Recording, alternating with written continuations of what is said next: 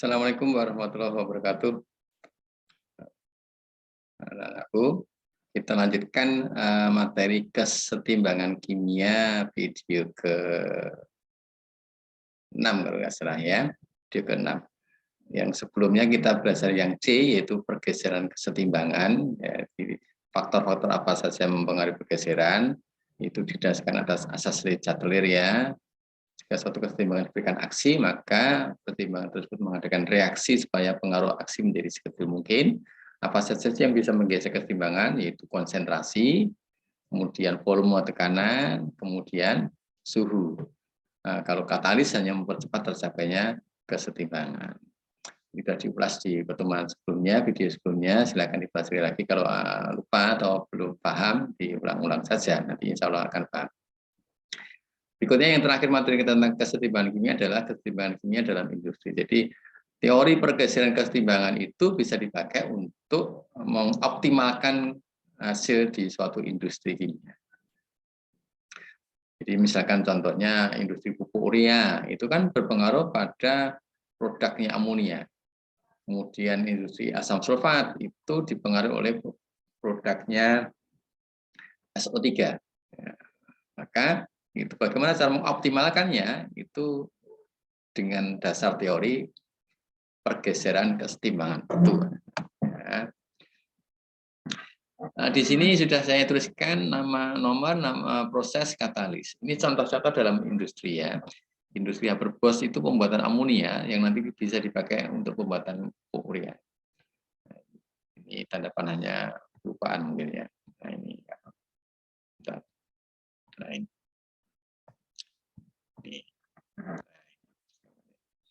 Jadi proses Haber-Bosch itu adalah pembuatan amonia, ya, merupakan terjadi reaksi kesetimbangan ini.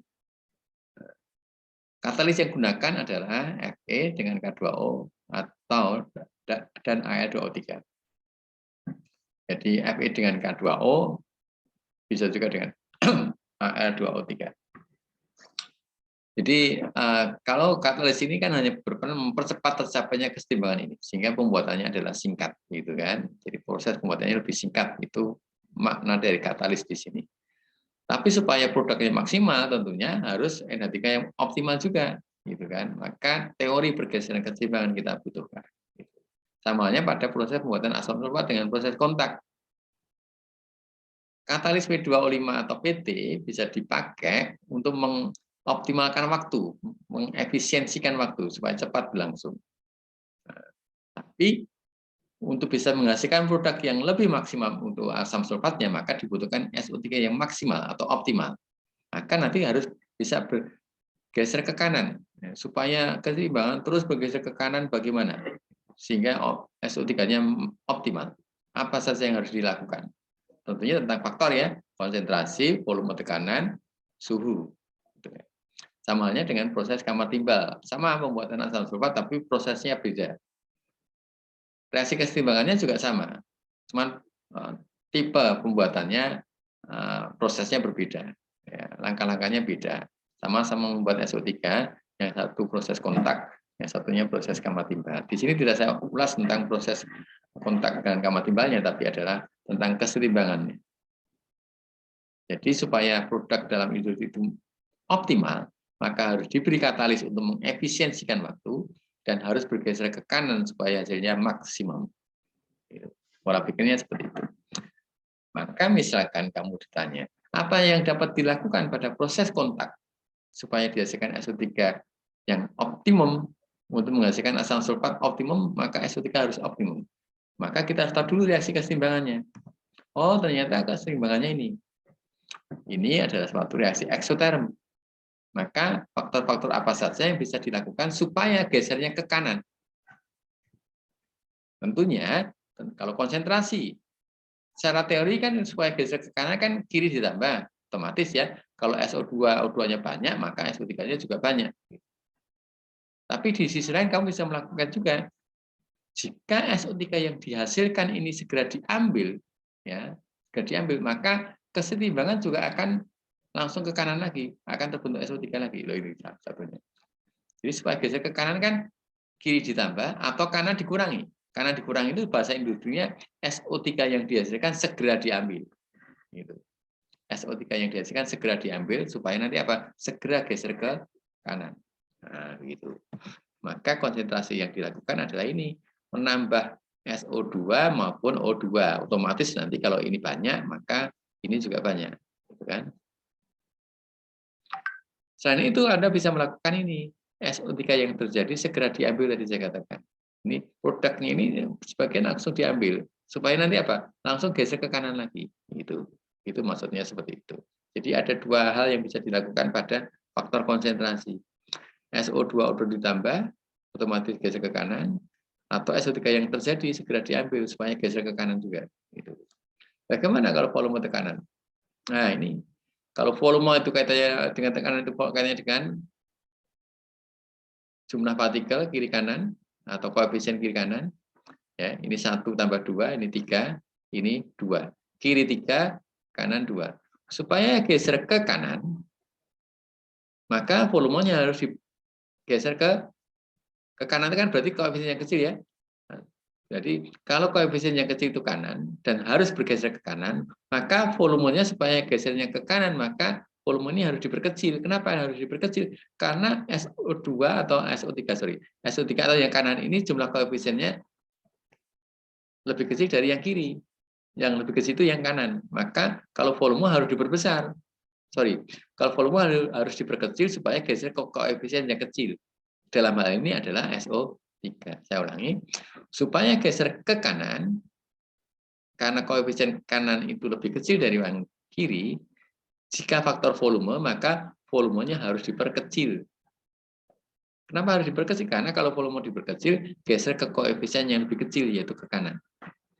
Kalau tekanan, itu tentunya dibalik. Kalau volume diperkecil itu nanti pasti tekanan diperbesar. Jadi tekanan harus diperbesar supaya geser ke kanan atau ke koefisien yang lebih kecil, yaitu ke arah SO3. Ini yang dilakukan.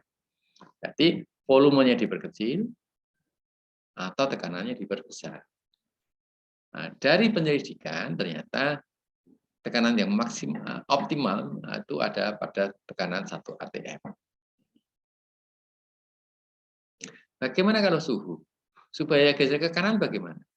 Lihat dulu ini reaksinya. Oh, eksoterm. Supaya geser ke reaksi eksoterm, suhu harus diapakan? Diturunkan. Karena kalau suhu turun, maka geser ke eksoterm, yaitu ke kanan. Maka suhunya diturunkan. Supaya geser ke arah eksoterm, yaitu ke kanan.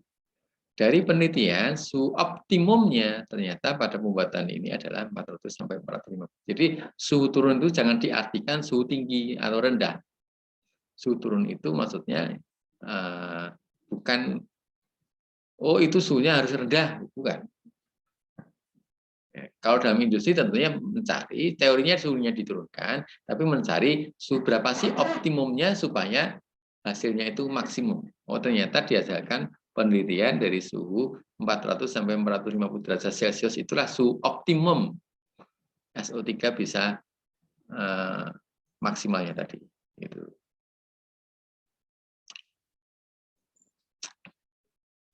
Kemudian tentunya supaya proses ini nanti berjalan lebih cepat, maka harus ditambah katalis. Kalau pada proses kontak ada katalis P2O5. Ini contoh strategi industri, manakala industri itu melibatkan reaksi kesetimbangan. Oh ternyata kalau proses kontak ini, kalau konsentrasinya SO2O2 ditambah, SO3 yang terjadi harus diambil. Oh, volume tekanan dirancang tekanan 1 atm supaya hasilnya optimal. Oh, suhunya ternyata kisarannya supaya maksimal adalah 400 sampai 450 dan supaya cepat terjadi tambah suatu katalis. Seperti itu pola pikirnya. Satu lagi saya contohkan pembuatan amonia pada proses Haber-Bosch. Bagaimana supaya kinetikanya itu optimum? Ya kita harus tahu dulu reaksinya. Nah, ternyata reaksinya sealur dengan proses kontak tadi, yaitu eksoterm, kemudian koefisien kiri 1, 3, 4 ya, kanan 2, itu juga sama. Kalau asam kontak tadi A, Pembuatan kontak tadi kan ya kiri yang lebih besar, kanan yang lebih kecil. Ini juga sama. Berarti pola pikirnya sama. Pola pikirnya sama. Maka supaya optimum N22 ditambah, N3 yang terjadi segera diambil. Nah, cuman bedanya mungkin pada tekanannya. Optimumnya berapa dari penelitian biasanya ini? Nah, ternyata pada penelitiannya tekanannya harus tinggi ternyata.